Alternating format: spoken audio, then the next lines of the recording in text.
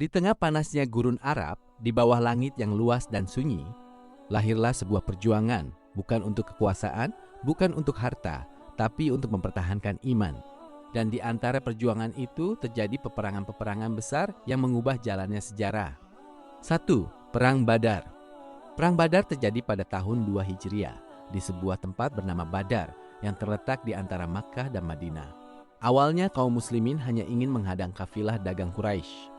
Kafilah yang membawa harta mereka yang dulu dirampas saat mereka dipaksa meninggalkan Makkah. Namun yang terjadi justru di luar dugaan. Quraisy datang bukan dengan kafilah, tapi dengan pasukan besar, sekitar 1.000 orang lengkap dengan senjata. Sementara kaum muslimin hanya sekitar 313 orang dengan perlengkapan yang sangat terbatas. Malam sebelum perang, Rasulullah berdiri sendirian mengangkat kedua tangannya ke langit dengan suara yang lirih namun penuh harap. Ya Allah, jika pasukan kecil ini binasa, tidak akan ada lagi yang menyembahmu di muka bumi ini. Beliau terus berdoa hingga selendangnya jatuh dari pundaknya. Abu Bakar mendekat menenangkannya. Wahai Rasulullah, cukup, Allah pasti akan menepati janjinya. Pagi pun tiba, udara terasa tegang, pasir berdesir. Kaum muslimin berdiri dengan jumlah yang sedikit, menghadapi pasukan besar di hadapan mereka. Ketika pertempuran dimulai, debu berterbangan. Suara pedang bertabrakan.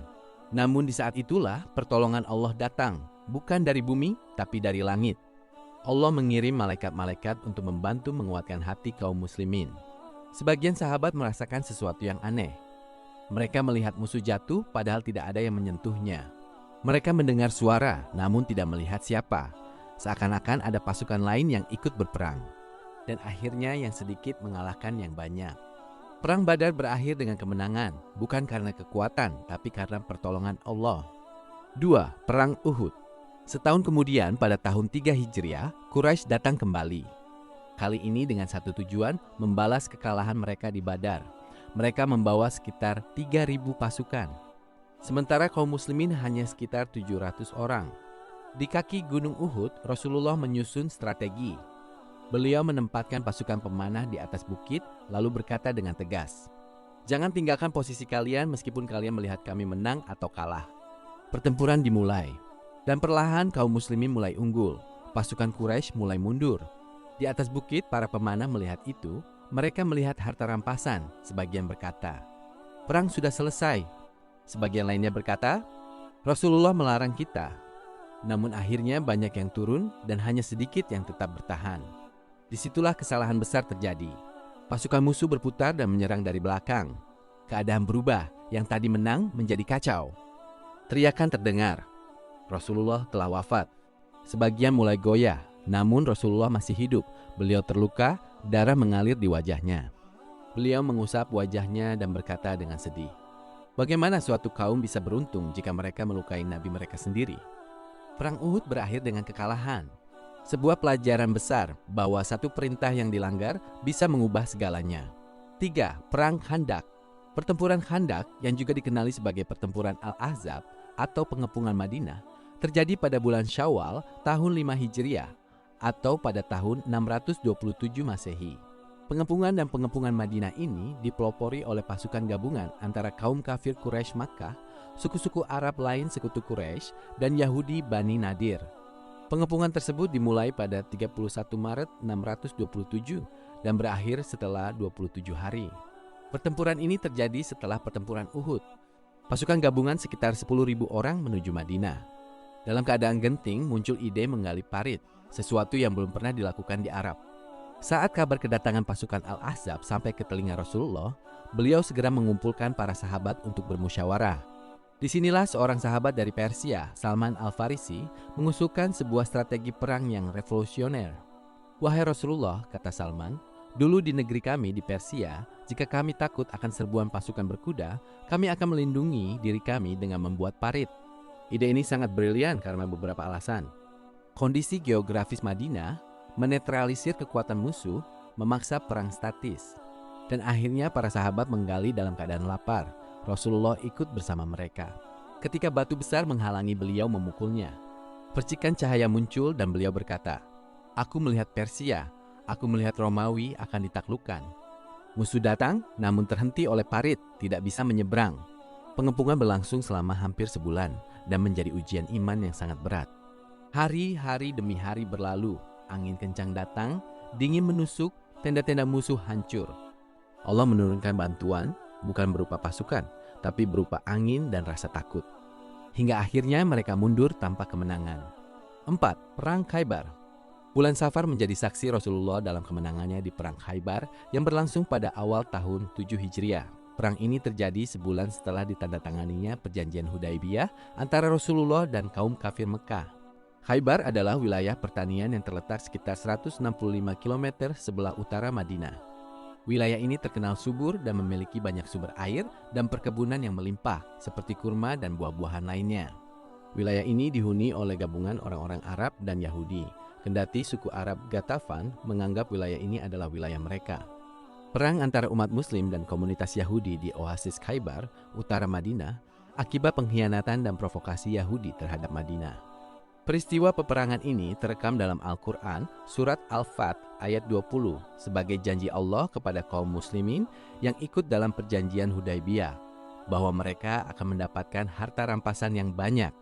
Saat itu pasukan kaum muslimin yang dipimpin oleh Rasulullah SAW mulai berangkat menuju Khaybar dengan membawa lebih dari 2.000 pasukan dan 200 kuda. Kedatangan kaum muslimin di Khaybar ini memang sudah bisa diprediksi. Hanya saja tidak ada yang menyangka jika ternyata kedatangannya hanya butuh waktu 3 hari saja. Karena itulah kaum Yahudi di Khaybar pun tidak sempat membangun pertahanan yang cukup kuat untuk benteng pertahanan. Akibatnya, benteng pertahanan mereka pun berhasil dengan mudah dibobol kaum muslimin. Beberapa komandan perang kaum Yahudi pun beberapa kali mengalami pergantian. Hal ini disebabkan karena para komandan perang gugur secara bergantian. Akhirnya hanya dalam waktu 2 pekan, kaum Yahudi di Khaybar pun mulai merasa terdesak dengan kehadiran kaum muslimin yang ternyata sangat kuat. Mereka pun memutuskan untuk menyerah pada kaum muslimin. Meskipun menyerah, kaum Yahudi ternyata membawa beberapa perjanjian tentang kesepakatan. Perjanjian ini kemudian disetujui oleh Rasulullah SAW dan menjadi kesepakatan akhir perang Khaybar oleh kaum muslimin dan kaum Yahudi. 5. Perang Hunain. Perang Hunain adalah pertempuran besar pada 8 Hijriah atau 630 Masehi, tak lama setelah Fatu Makkah, di mana 12.000 pasukan Muslim melawan suku Hawazin dan Tsaqif. Setelah Fatu Makkah, beberapa kabilah Arab masih memendam rasa dendam dan takut akan kekuatan kaum Muslimin. Akan tetapi, di antara kabilah Arab tersebut, ada 2 kabilah yang memutuskan untuk menyerang kembali pasukan Muslim. Mereka mengumpulkan sekitar 20.000 pasukan, termasuk wanita, anak-anak, dan harta benda mereka sebagai taruhan besar. Saat pasukan muslimin melewati lembah Hunain yang sempit, mereka secara tiba-tiba disergap oleh pasukan musuh yang telah bersembunyi. Awal peperangan, kaum muslimin yang sempat terlena dengan jumlah mereka yang besar, justru memaksa mereka akan kesusahan dengan pasukan musuh. Akan tetapi di tengah kekacauan itu, Rasulullah SAW tetap teguh dan tak gentar. Beliau kembali membakar semangat para sahabat. Mereka pun berbalik menyerang, dan dengan izin Allah Subhanahu wa Ta'ala, kemenangan pun diraih. 6. Perang Mu'tah. Pertempuran Mu'tah adalah sebuah pertempuran yang terjadi di Mu'tah pada bulan Jumadil Awal 8 Hijriah atau 629 Masehi. Pihak yang terlibat dalam pertempuran ini ialah pasukan Muslim yang diutus oleh Nabi Muhammad dan pasukan Kekaisaran Bizantium, serta Ghazaniyah yang merupakan vasalnya. Pertempuran ini terjadi di desa Mu'tah di Palestina, Seleutis di sebelah timur Sungai Yordan, dan Karak modern.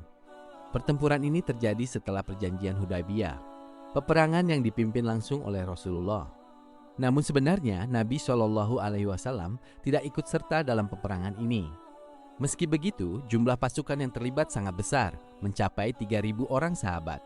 Jumlah ini lebih banyak dibandingkan sebagian besar peperangan yang diikuti langsung oleh Nabi SAW. Latar belakang terjadinya perang ini bermula ketika Rasulullah SAW mengutus Al-Harits bin Umair Al-Asdi untuk membawa surat dakwah kepada penguasa Bashrah.